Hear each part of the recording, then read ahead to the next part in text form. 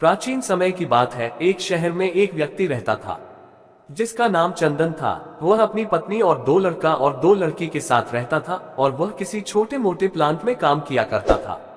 चंदन और उसकी पत्नी खुशी खुशी अपना जीवन व्यतीत कर रहे थे।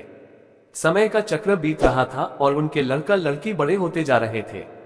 जब उसकी बड़ी बेटी कक्षा 5 में पढ़ रही थी, तभी एक दिन स्कूल की छुट्टी के समय जब वह लड़की सीढ़ियों से नीचे उतर रही थी, तभी पीछे से किसी लड़की से धक्के लगाने पर वह सीढ़ी से नीचे गिर गई, जिसके कारण उसके पैर में चोट आ गई। जब लड़की घर पर लंगड़ती हुई आई तो उसके पिता ने पूछा, क्या हुआ? तभी लड़की ने उन्हें पूरी बात बताई। पिता ने सोचा छोटी मोटी चोट है, और यह सोचकर उसने अपनी बेटी से कहा कि इसे गर्म पानी से सेक लो, ठीक हो जाएगा। कुछ दिन बीतने के बाद लड़की का पैर फूलने लगा और उसे चलने में दिक्कत होने लगी। तभी उसके पिता ने कुछ लोगों की बातें सुनकर किसी एक ओझा को ले आए, जबकि उसे कुछ नहीं आता था और वह पैर ठीक नहीं कर पाया। कुछ समय बीतने के बाद जब उसकी लड़की की हालत और ज्यादा खराब होती जा रही थी, एक दिन जब उसके पिता अकेले कहीं बैठे हुए थे तो वह मन ही मन सोच रहे थे कि क्या करें। तभी सोचते सोचते उनके दिमाग में आया, क्यों ना डॉक्टर से दिखाया जाए। तभी दूसरे दिन वह अपनी लड़की को लेकर वहीं पास के अस्पताल में जाते हैं। डॉक्टर जब लड़की को देखता है तो लड़की के पिता से कहता है कि जल्द ही इसका ऑपरेशन करना होगा, क्योंकि इस लड़की के पैर में एक बहुत बड़ा घाव हो चुका है, जिसके कारण लड़की का पैर भी काटना पड़ सकता है। पिता डॉक्टर से पूछता है कि ऑपरेशन में कितने पैसे लगेंगे।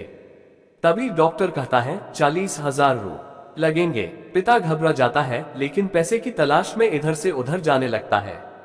इधर उधर भाग दौड़ करने के बाद पैसे की व्यवस्था कर लेता है और लड़की का ऑपरेशन हो जाता है।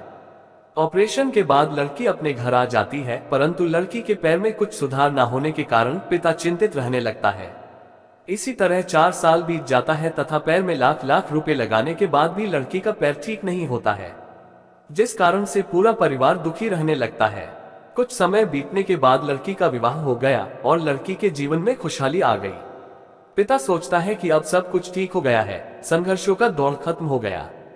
परंतु किस्मत को कुछ और ही मंजूर था। एक दिन जब वह बाजार जा रहा था, तभी पीछे से किसी ट्रक के द्वारा उसका एक्सीडेंट हो गया, जिसके कारण उसके सर में गंभीर चोट आई। चंदन 1 महीने तक बिस्तर पर ही रहा। 1 महीने के बाद ठीक होने पर वह सोचा कि अब सब कुछ ठीक हो जाएगा। तभी उसकी पत्नी का स्वास्थ्य खराब होने लगा और वह बीमार पड़ गई। यहाँ वहाँ छोटे डॉक्टरों को दिखाने के बाद तबीयत और बिगड़ गई, जिसके कारण उन्हें वाराणसी के BHU अस्पताल में ले जाना पड़ा। वहां जाकर पता चला कि उसकी पत्नी के पेट में गंभीर बीमारी हो गई है, परंतु चंदन को यह विश्वास था कि उसको पत्नी ठीक हो जाएगी, और चंदन इसी विश्वास के साथ अपनी पत्नी को हमेशा वाराणसी के अस्पताल में ले जाने लगा। कुछ समय बीतने के बाद पत्नी के तबीयत में सुधार आने लगी। चंदन सोचा कि अब सब कुछ ठीक हो जाएगा। एक बार जब वह अपनी पत्नी को वाराणसी के अस्पताल में ले गया, डॉक्टर ने सभी रिपोर्टों को देखते हुए कहा, सब कुछ ठीक है। चंदन बहुत ही खुश हुआ और वह अपने पत्नी के साथ अपने शहर वापस आ गया। अगली सुबह सब कुछ ठीक था। चंदन का बड़ा और छोटा बेटा दोनों स्कूल चले गए और चंदन अपने काम पर चला गया।